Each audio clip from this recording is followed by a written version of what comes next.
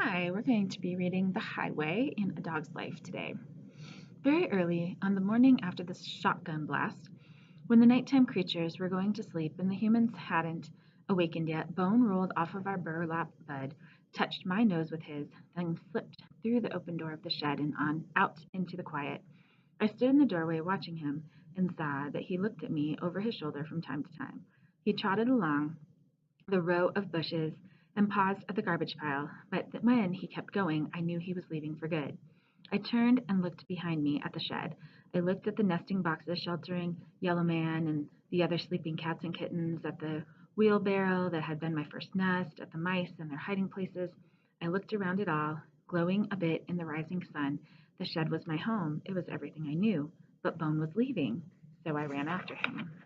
I was too young then to wonder what would happen at the shed that day without us, but now I think I know. Yellow Man would rise and stretch, creep out of his box and sniff the air. He would wait for me, wait to rub his head under my chin, but our nest would be empty, and I wouldn't come tumbling back from the woods or the garbage heap, so finally he would prowl around outside alone. He would look for me off and on for many days, and then he would forget about me. The shed mice would forget about us almost immediately. They would register that Bone and I were gone, and then they would continue with their foraging and eating and running about as if we had never lived in the shed in the first place. Matthias would never forget. I'm fairly certain of that. I imagine that Matthias searched his yard for us more days than Yellow Man did. He must have searched quietly, holding out his chicken and toys, searched the entire property, and then maybe even ventured off the property. And knowing what I have learned about emotions, I think he was probably sad for a very long time. If I had imagined these things when I was a puppy, though, if I had imagined Yellow Man waiting and Matthias searching, I would have still run after Bone. The shed might have been my home, and Yellow Man and Matthias might have been my companions, but without Mother, Bone was my world. I could not be separated from him. So I ran after my brother. I ran hard, yipping, to let him know I was coming. Bone heard me and waited for me to catch up. Then we trotted along shoulder to shoulder until I realized I was as far from the shed as I had ever been. Behind me I could see the Marians' house, its chimney and roofs. Among the tallest tree branches, swallows swooping by the attic windows. We hurried on. The next time I looked behind me, I could see only the chimney tops. The third time I looked, the house was gone. Bone and I made our way down a steep hill, tumbling through dense, dark woods. Then we walked along flatter terrain, walked and walked until I began to feel hungry, and I thought of the garbage pile and of fat rodents. I was thirsty too, and presently Bone and I came to a stream and stood at the edge and took long drinks. Then we waded in. We were hot and the water was cold, and we could see dark shapes darting back and forth just below the surface. Bone stared at the fish for a moment and then pounced on one with a large splash. I pounced too. We didn't catch anything, but pouncing was fun, and it made Bone frisky. He turned and ran after me, chasing me up the stream as far as a small waterfall. At the waterfall, we waded to the bank and continued through the woods. We kept the sun first at our fronts, then at our backs as it moved through the sky. By the time the day's heat was fading and the shadows felt cooler, our stomachs were rumbling, so we hunted. Then we rested, and then abruptly Bone stood up and trotted off. I followed him. This time, Bone and I walked and walked until the trees became fewer, and we could see their separate shadows, and the shadows were long. Finally, there were no more trees, and we were walking through a field. And then I heard a swishing noise that reminded me of the sound of cars on the road to Marian's house. Bone heard the noise too, and he stopped. He froze in place. His ears stood up stiffly as he listened.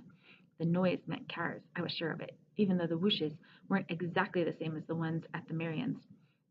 They were louder and quicker. Whoosh, whoosh, whoosh, whoosh. I watched Bone. He began to walk again, more slowly. We saw an abandoned tractor in the field and made a wide circle around it. We saw a rabbit, and Bone ran at it, but the rabbit disappeared. Whoosh, whoosh, whoosh. Where were all those cars I could hear? Bone, panting from his chase, stopped to catch his breath, and it was then that we saw the house. It was smaller than the Marians and sat at the edge of the field, tidy and somehow friendly looking. But Bone and I turned away from it and walked in the other direction. We came until the field came to an end, and in front of us was a road, a highway, and there were the whooshes. One car after another zipped along the road. The cars went by so fast they looked blurry, and even when Bone and I retreated to the edge of the field, each car blew our ears back with a rush of hot wind as it sped by. I squinted my eyes against the dust, and the wind and turned around. We would creep through the field again, avoid the house, and return to the woods where we could hunt. I was part way along a row of tall, scratchy plants when I realized the bone wasn't with me. He was still standing at the side of the road, and he was sniffing the air. An odor came to my nose. I sniffed too. Chicken. Just like Matthias would bring us. The odor was coming from across the road. I ran back to Bones, strained to see past the rushing cars, and when there was a little break in the traffic, I saw a paper bag lying on its side. There was chicken in that bag, and Bone and I knew it. My mouth started to water, and I drooled as I stood at the edge of the field, separated from the chicken by the 2 lanes of cars. Bone took a step forward, then another.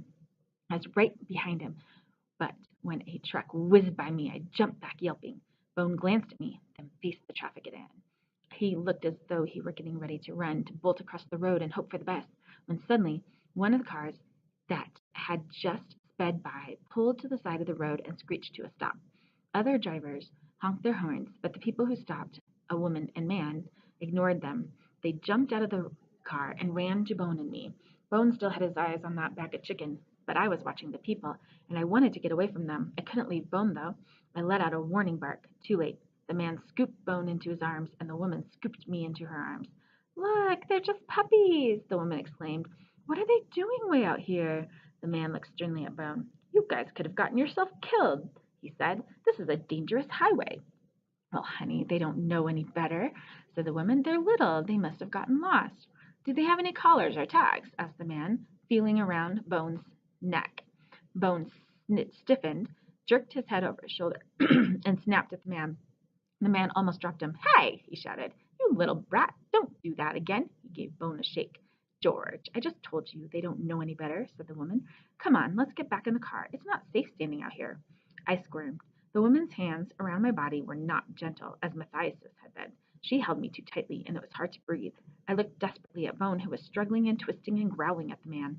George held him at arm's length. They're scrappy, said the woman brightly. They're a pain in the neck, George replied. He tucked Bone under one arm while he opened the car door. Stick 'em in the back, Marcy, he said. That way they won't pee on us. He paused. What are we going to do with them anyway? Keep them. They're cute. They'll settle down. They're probably just scared. This was true. Bone and I were petrified. We huddled on the floor of the car behind George and Marcy. I whimpered and whined, and the movement of the car made my stomach roll. Here we are, Marcy said presently. The car turned a corner, and I threw up. Blasted creatures, said George. Now the car is going to stink to high heaven. I'll clean it up, said Marcy. She peered over the seat at Bone and me. Welcome to your new home.